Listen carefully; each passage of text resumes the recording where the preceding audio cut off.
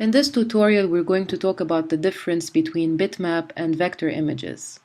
What you see in front of you is an image of the Eiffel Tower, this blue one, obviously with the blue sky, that I found on Google, copied and pasted on this Illustrator artboard.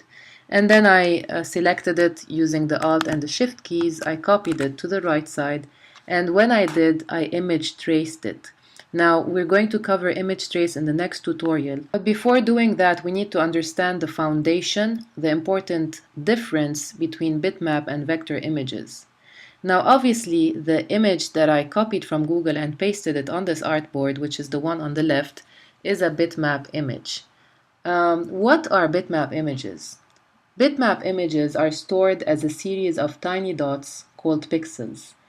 Each pixel is actually a very small square that is assigned a color and then arranged in a pattern to form the image.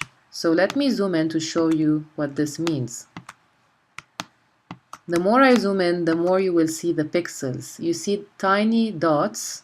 Each dot has a color. This one is black, this one is gray, this one is lighter gray, and so forth. And these dots are combined, and next to one another they end up forming the image that we look at. The way to edit these bitmap images is by erasing or changing the color of each individual pixel. And we do that using a program such as Adobe Photoshop.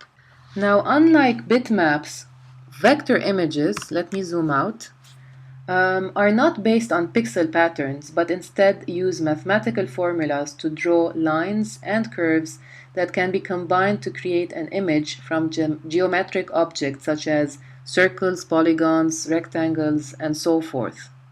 Vector images are edited by manipulating these lines and curves that make up the image using a program such as this program we're using, Adobe Illustrator. So let me zoom in, and you'll see that there aren't any pixels making up this image. Instead, what you see is nice, smooth vector lines that remain undotted, completely clean and smooth, no matter how much I zoom in. This is the concept of a vector image. Oops. Now, vector images have important advantages over bitmap images because they are smaller than bitmap images. That's because a bitmap image has to store color information for each individual pixel.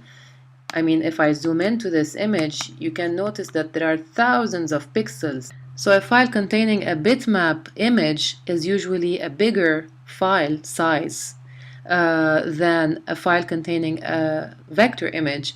And that's because, again, as we mentioned, it has to store information about each individual pixel, as opposed to a file containing a vector image that only has to store the mathematical formulas that make up the image. And obviously that takes up less space.